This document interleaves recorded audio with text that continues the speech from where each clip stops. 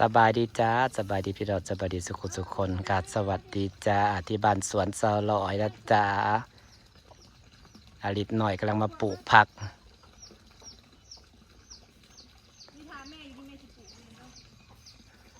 พาลูกคนปลูกผักสอนแต่น้อยจังหมักปลูกสอนเฮ็ดเวียกแต่น้อยอะเฮ็ด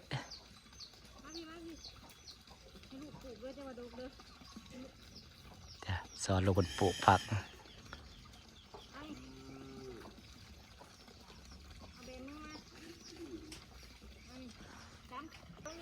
อาริตน้อยคือปลูกผักเก่งแต่น้อยเท่เด้หยอดลงนี่หยอดลงถุงลงปุ๊บหยอดลงลงอีกเก่งปลูกผักเป็นแล้วตบทางหมากน้ำเต้าไว้เพื่อเป็นหมากปลูกลูกปลูก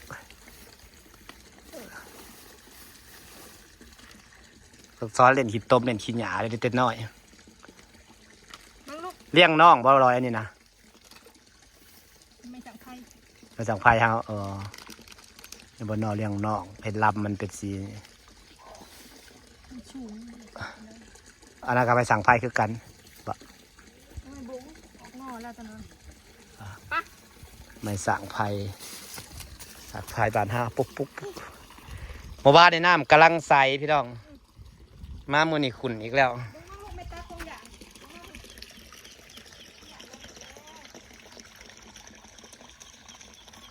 ขุ่นน่าแกล้พวัน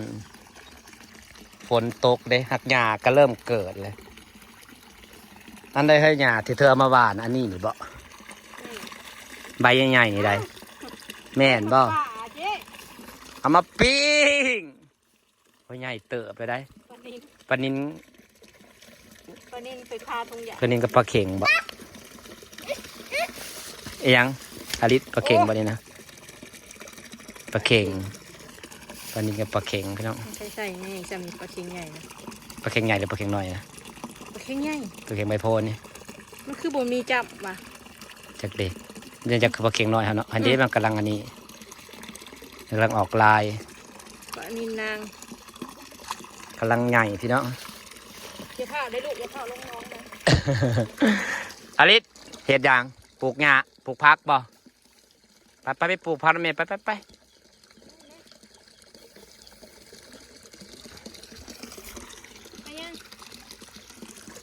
มันคือใบใหญ่ได้กันแบบหญ้านวลน้อย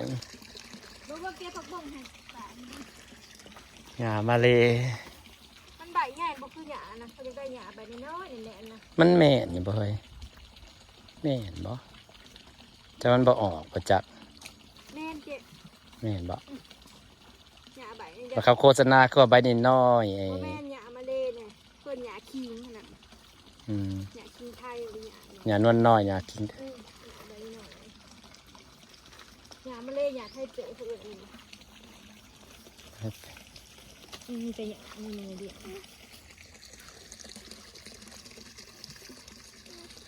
จะนำมากระสายแล้วเปิดน้ำลงตลอดมาหาปลูกของไว้พี่น้องไอ้ฝนตกใหม่พระกระหาวเรื่องปลูกเรียกมาเขียบนางบ่ฮะป้าก็อยากกินอยู่ได้เราไปคอมากินกับข้าวบ่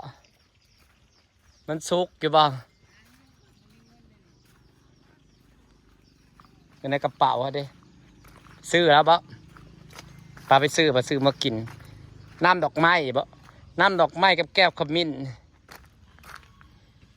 คาราโฟนตกลงมามันติดแล้วนะดอกต้นไม้นี่ข่อยก็จะไปหาซื้อต้นไม้มาแจมเฮือนข่อยก็นี่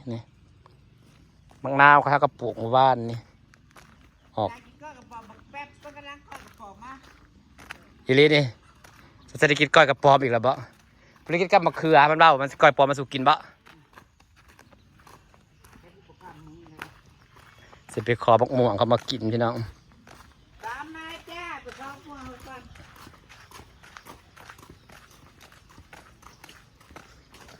โอ้ย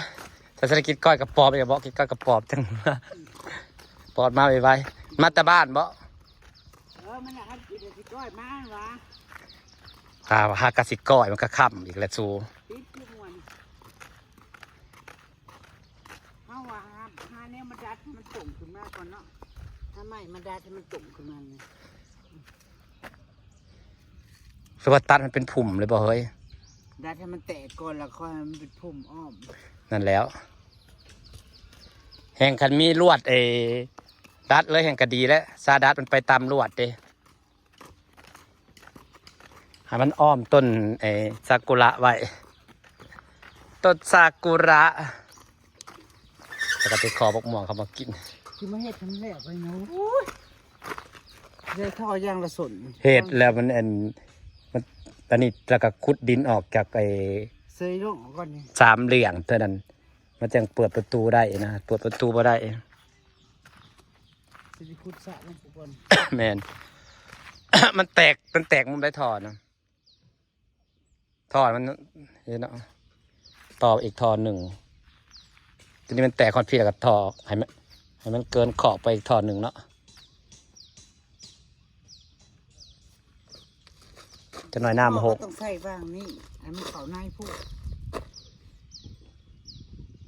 จะจ้างเขามาขุดออกอีกแล้ว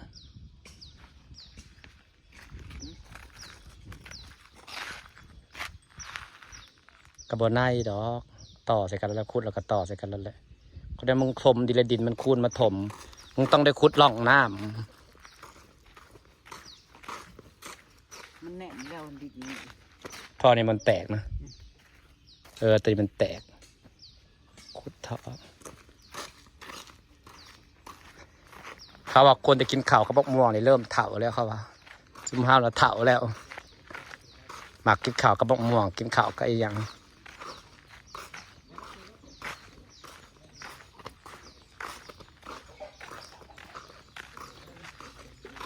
พักตำลิงถอดเจือดยังลงอีกเด้เจ็ดว่าดูเด้มันชูเลยยังเจือดมันลงบ่พอชื่อเนี่ยม่วงทุบนั่น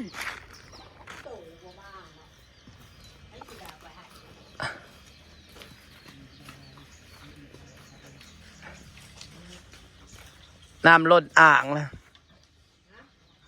ต่อยลงนั้นก็แตกแต่ว่า มันสุกมันบ่แตกไปใส่หน่วยสุกนะ ไปมันข้ามไม่แช่เลย โอ้ยต่อยครับเป็นแสะจะให้บากสุกเลย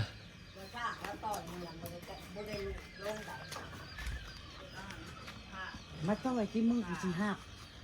แตกอีน้อยมักกะเฮิมมันได้สุกซ้ำก้นซอดเลยบ่ได้แตกต่อยเอารมณ์ ฮะมันแช่บอ น้ำดอกไม้อันนี้นะมันแซ่บด้วยน้ำดอกไม้นะมันแซ่บเลย แช่อันน่ะ อ๋อหมอซาเซ จะ น ไปกินกับข้าวนี่นะ ขอบคุณหลาย มันบ่เห็นสุก ๆมันเอาไปไว้มือหนึ่งมันก็สุกเลยนะก้นซอดเลยเนี่ย กระเบื้องนะกลัว ซาเซนใส่งาได้อีกกลับมาขอบักม่วงไปกินได้แต่หมักเคิร์มมันเนาะมันบริสุกคาต้นถึงเอาไปมือหนึ่งสองมือก็สุกเลยเฮ้ยแกนมันอันนี้น้อยนะบางๆน้ำดอกไม้นะแกนนี่น้อยบางๆฮะเบาคือหลักกับขอข้าเจ้าอีได้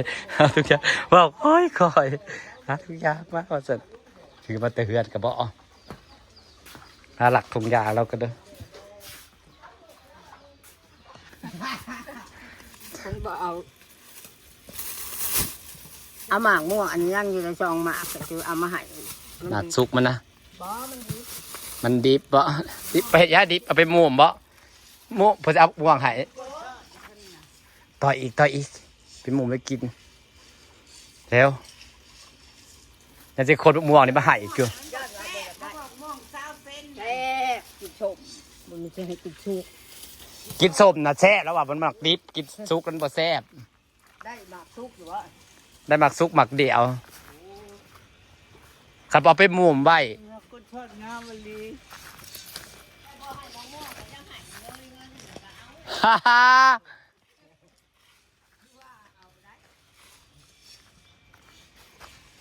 แก้วขมิ้นกับน้ำดอกไม้นะมันแซ่บไปกินสุกนะ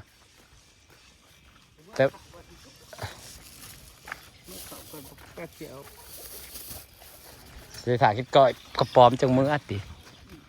งาเก็บมาเกลือขาเลย โอเคพี่น้องจะสิได้ฝากบรรยากาศไว้ซ้ำนี้แล้วจ้ะพี่น้องขอบคุณทุกคนนะจ๊ะ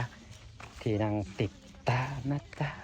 แล้วก็ขอบคุณทุกคนที่ติดตามขอบคุณทุกคนที่ขับมาเบิ่งขับมาแยงแล้วจ้าพี่น้องจ้า